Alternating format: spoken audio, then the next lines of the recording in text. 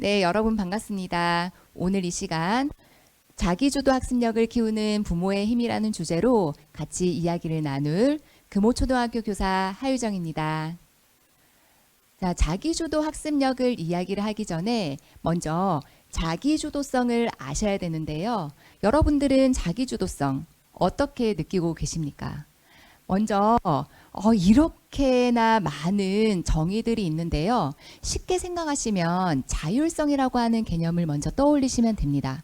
이 자율성은 가장 큰 개념으로 뭔가 내가 스스로 하고자 하는 그런 마음, 이런 것들을 포함하고 또 내가 그런 마음을 가지고 뭔가 거기서 목표를 가지고 또 실행하고 또 성취하고 그리고 그것을 한번 되돌아보는 그 모든 것을 포함하는 능력이 자율성이지요. 그런데 이 내용 중에 내가 적극적으로 하는 그 능력 자체를 특히 자기 주도성이라고 하고요. 그 뭔가 내가 포커스를 맞추는 그 행위가 학습에 국한이 되어 있다면 자기 주도 학습이 되는 거다라고 보시면 됩니다. 자, 그렇다면 자기주도적인 아이로 키우기 위해서는 여러분들은 세 가지 전략을 기억을 꼭 하시면 좋을 것 같아요. 바로 이 동기 전략, 그리고 행동 전략, 마지막 인지 전략입니다. 아시다시피 동기 전략은 내가 뭔가 한번 해보고 싶다. 공부 좀 해보고 싶네? 했더니 괜찮은데 계속 해볼까? 이런 마음을 가지는 게 바로 동기죠. 그렇다면 우리가 이렇게 동기를 가졌어요. 가지고 나면 그 다음 실행을 해야 될 거잖아요. 그랬을 때 우리가 부모로서 어떻게 환경을 조성해 줄 것인가? 이 조성된 환경 안에서 아이는 본인이 나름 시간 계획을 세우고 또 목표를 세우고 한번 실천해 볼 수 있는 그 과정을 어떻게 도울 것인가? 그게 바로 행동 전략이죠. 마지막 인지 전략은요, 바로 공부하는 방법입니다. 공부하는 방법은 조금이라도 더 효율적이고 효과적으로 공부하는 여러 가지 스킬들을 말하는데요. 그럴 때 우리 부모님들이 하나부터 열까지 그 모든 스킬을 익히실 필요는 없으시겠죠. 대신 아이들이 잘 공부를 하고 있나? 저 공부를 어느 정도 성취를 잘 하고 있나? 점검하는 과정은 우리 부모님들의 몫으로 한번 여겨보시면 좋을 것 같은데요. 그런 인지 전략을 제가 말씀을 드리도록 하겠습니다. 자, 그러면 첫 번째 전략이었던 바로 동기 전략이죠. 자, 동기 전략은요. 아이들이 선생님 동기가 없는데요. 왜 공부를 해야 되나요? 이런 마음을 가진다고 걱정하시는 부모님들 계신데요. 실제로 대부분의 아이들은요, 무동기에서부터 출발을 합니다. 동기가 없다는 거죠. 그런 아이를 우리가 어떻게 합니까? 여러 가지 달콤한 것도 주기도 하고 또 자유시간도 주기도 하고 이거 하면 저거 해줄게 이런 말도 하면서 없던 동기를 끌어올리죠. 뭘로? 외재적 동기. 아이 외부에 있는 그런 뭔가 다른 달콤하던 아니면 뭔가 좀 불쾌한 자극이든 그런 자극을 주면서 공부를 하게끔 만드는 그런 과정이 바로 외재적 동기를 가지게끔 우리가 도와주는 과정이라고 보시면 돼요. 그렇다면 우리가 여기에만 머물러 있을 수는 없잖아요. 언제까지 우리가 아이가 젤리 하나 주면서 또 자유시간 주면서 이러면서 억지로 공부를 시키겠습니까? 그죠? 그런데 아이들이 이런 과정 안에서 공부를 하다 보니까 좀 할만하네? 나는 이 과목에 좀 흥미가 있네? 이런 생각을 조금씩 가지면서 과목에 대한 호불호도 생기고 나는 이거 하면 재미있다. 나는 이거 했더니 좀 해볼만 했다. 이런 마음을 가지기 시작하는 겁니다. 그게 바로 내재적 동기죠. 그러면 우리가 이제 고민이 됩니다. 외부에서 주는 자극으로 아이가 그동안 공부를 해왔는데 선생님 어떻게 그러면 저기까지 갑니까? 그게 좀 어렵지 않습니까? 라고 이제 이야기를 하실 수도 있죠. 그래서 우리가 이 과정을 한번 다시 살펴볼 필요가 있습니다. 먼저 외재적 동기로 여러분들은 어떤 것들을 주로 내걸고 계신가요? 저는요, 젤리도 줘봤고요, 과자도 줘봤고요, 저도 자유시간도 줘봤습니다. 바로 이런 것들이죠. 보상 줘봤고요. 그 다음 잘했을 때 칭찬도 해주고요. 그리고 여러분들 마지막에 있는 이 벌은 좀 어떠세요? 선생님 이것도 동기로 작용하는 무엇인가요? 라고 생각하실 수도 있는데 그렇습니다. 여러분들이 어떨 때는 그런 말씀 혹시 해봤던 적이 없나요? 예를 들어서 너 이거 안 하면 너 자유시간 없어. 너 이거 안 했을 때 또는 점수가 너 엉망으로 나오면 너 핸드폰 게임 이제 못해. 이런 것들. 그게 바로 아이가 좋아하는 무언가를 뺏는 벌에 해당하는 거죠. 이 모든 것들에 의해서 아이들은 움직일 수 있습니다. 굉장히 즉각적으로. 그러다 보니까 우리 부모님들이 굉장히 흔히 쓰죠. 보상을 주기도 하고 혹은 또는 벌을 주기도 하는 그런 것들. 아이들은 즉각적으로 반응을 하지만 이때 우리가 조심해야 될 것은 바로 벌입니다. 여러분들이 생각하는 공부라고 하는 것은 굉장히 긍정적으로 아이들이 받아들이고 그리고 그것을 통해서 나 하고 싶어 이런 마음을 갖게 하는 게 우리의 목표잖아요. 그런데 왜 굳이 우리가 벌이랑 우리가 너무너무 갈구하는 공부라는 것과 굳이 결합을 시킬 필요가 있을지를 한번 생각을 해봐야 되는 거예요. 그래서 만약에 나는 이런 외재적인 동기를 자극하기 위한 여러 가지 보상 체제를 내가 만들 때 이 벌이라고 하는 부정적 요소는 빼시면 좋을 것 같아요. 우리가 반대로 이야기를 할 수도 있잖아요. 너 이거 하고 나면 내가 좋아하는 무언가를 얻을 수 있다. 이런 긍정적인 말로 바꾸어서 이야기를 하는 것도 하나의 방법이 될 수 있을 겁니다. 선생님 그러면 언제까지 여기에 머물러 있습니까? 저기로 가기 위해서는 무엇이 필요합니까? 라고 물으실 수 있겠죠. 자, 내재적 동기로 가기 위해서는 이 세 가지 성을 기억하시면 됩니다. 바로 자율성, 그리고 관계성, 마지막 유능성입니다. 약간 어려워 보이는데요. 사실은 그렇게 어렵지 않습니다. 왜냐하면 우리 모두가 가지고 있는 욕구거든요. 사람이라면 응당 누구나 가지고 있는 생리적인 욕구처럼 나는 내가 뭔가 선택했다는 그런 느낌을 받을 때 행복해, 기뻐. 이게 바로 자율성이고요. 그 다음 내가 잘할 수 있다는 자신감을 가질 때 이럴 때 나는 꽤 하는구나.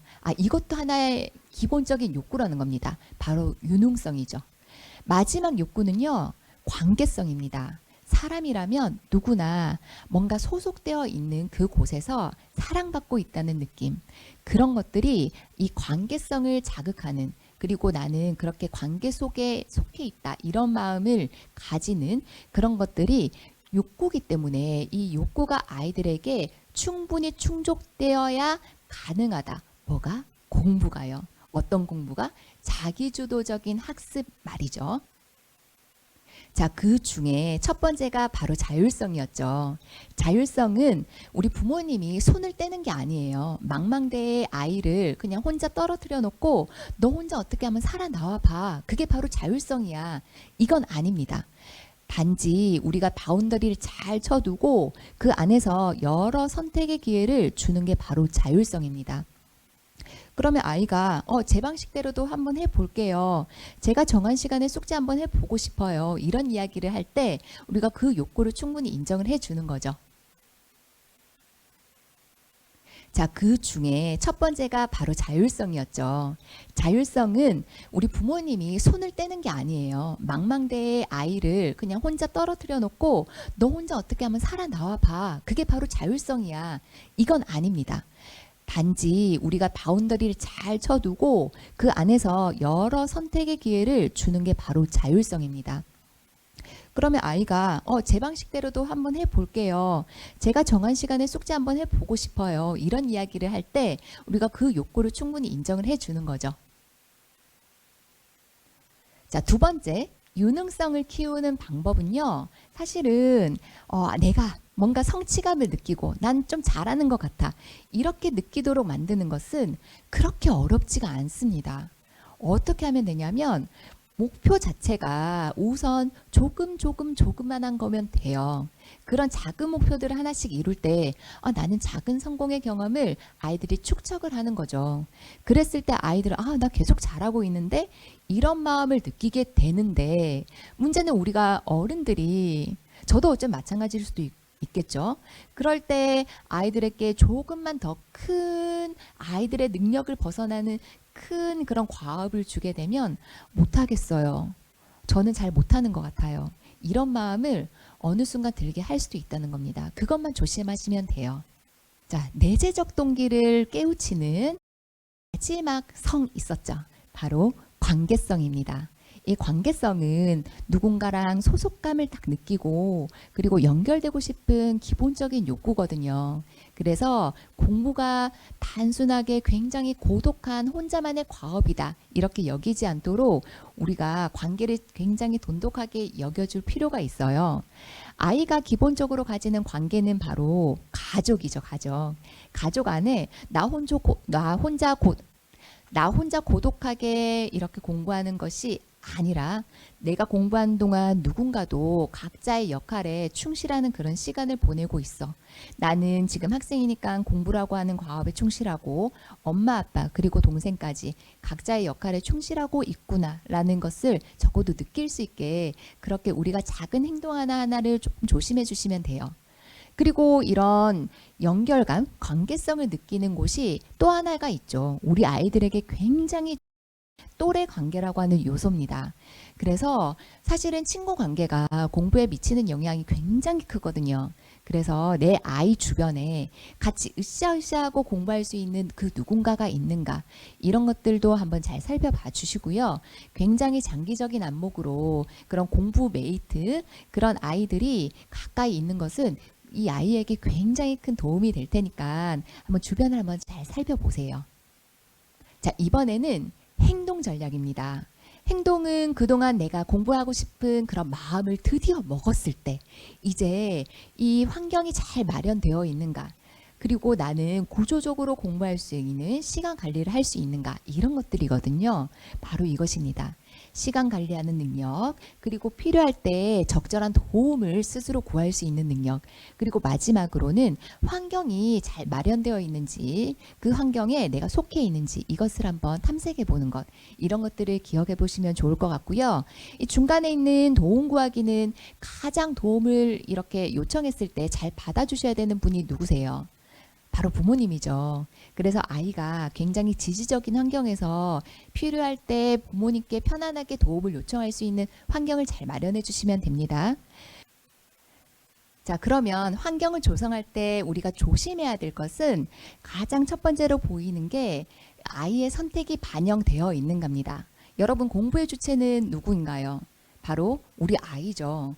아이가 공부하는 그 곳이 내 아이의 선택권이 보장되어 있는 곳인지 한번 살펴보시는 거예요. 그래서 이거는 하나의 자율성을 자극하는 그런 요소가 될 수 있고요.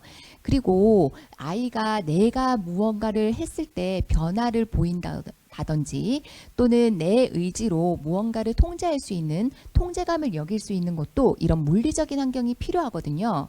그래서 내 아이가 공부하는 공간에 만약에 엄마 나는 이런 곳에서 공부하고 싶어. 나는 이런 환경에서 책상 배치를 이렇게 하고 싶어. 이런 식으로 의사표현을 했을 때는 적극적으로 들어주시는 것도 하나의 방법이겠죠. 자, 마지막 전략이죠. 인지 전략입니다. 자, 인지 전략은요. 제가 효과적으로 학습하는 공부 방법이라고 했잖아요. 자, 어떻게 하면 정리를 잘할 수 있는지, 그리고 암기를 잘할 수 있는지, 그리고 마지막으로 내가 공부를 잘 했는지 점검하는 방법까지 굉장히 많은 방법들이 있습니다. 그런데 이 방법들을 우리 부모님들이 익히시면 물론 좋겠죠. 하지만 그것보다는 마지막에 있는 점검법에 조금만 이렇게 포커스를 맞춰주시면 좋을 것 같아요. 자, 어떤 겁니까? 우리 아이가 어디 혼자서 공부를 하든 학교에서 하든 또는 학원에서 하든 잘 해오고 있는지를 한 번씩 점검해 보는 과정은 꼭 가정에서 해 주셔야 되는데 가장 쉬운 방법은 문제를 풀고 어느 정도의 성취율을 보이는지 확인하는 거겠죠. 그리고 그 과정 안에서 오답이 나왔을 때 여러분들 관리하셔야 됩니다. 관리라고 하는 것은 선생님 오답 노트를 어떻게 만듭니까? 하지 마시고요. 가장 손쉬운 방법 하시면 돼요. 어떤 분은 핸드폰으로 찍어 놓는다고도 하시고요. 저 같은 경우는 문제집을 그렇게 막 아끼는 스타일이 아니기 때문에 잘라서 보관을 해 두기도 합니다. 모든 오답을 그렇게 하진 않고요. 제가 봤을 때 학습적으로 의미 있는 것들, 그런 것들을 이제 모아서 어느 정도 기간을 딱 정해두고 기간을 텀을 두는 거예요.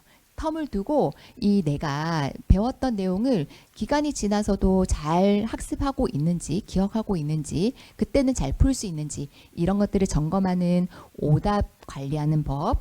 그 다음 제가 마지막으로 가장 강조드리는 점검법은 이 선생님 놀이입니다. 가장 중요한 출력하는 공부를 시켜보는 거죠. 내가 배운 내용을 마치 선생님이 되어서 설명하듯이 입으로라도 한번 발화를 시켜보는 그 방법이 바로 너무너무 좋은 선생님 놀이인 거죠. 그런데 이때 너무 우리 부모님이 정말로 점검하는 태도로 그래 한번 해봐. 틀렸잖아. 이런 식의 점검이 아니어야 돼요. 내가 마치 진짜 학생이 된 듯 우리 아이를 선생님으로 대접하시고 그리고 선생님의 설명을 너무너무 기다렸다는 듯이 그렇게 약간의 연기라도 좀 해주셔야 아이가 가지고 있는 모든 지식을 그 학생에게 쏟아내죠. 그러니까 우리 선생님 놀이 하실 때 조금은 그런 연기력 필요하다는 거 기억하시고 꼭 적용해 보시길 부탁드립니다. 자, 여러분, 제가 오늘 자기주도 학습력을 잘 기르게 하기 위한 우리 부모님의 힘을 얘기를 좀 했는데요. 3가지 전략 말씀드렸잖아요. 그런데 무엇보다 중요한 건 우리 부모님이 스스로에 대한 마음가짐인 것 같아요. 나 너무 잘하고 있지는 않나? 좀 부족한 건 없나?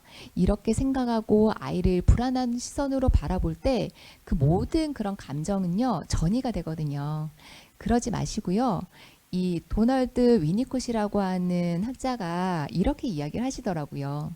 이미 충분히 좋은 엄마라고요. 어떤 엄마가? 아이 곁에 편안하게 그냥 곁에만 있어 주기만 하더라도 충분히 좋은 엄마라고 합니다. 그러니까 여러분들이 지금 오늘까지 이렇게 아이를 위해서 시간을 내어주신 것도 너무너무 훌륭한 일이기 때문에 나는 지금 잘하고 있어. 그리고 조금씩 아이를 위해서 조금씩 오늘 배운 것들, 제가 말씀드린 것들 한번 적용을 해보시는 것도 좋을 것 같아요. 여러분들은 어쨌든 충분히 좋은 엄마입니다. 네, 감사합니다.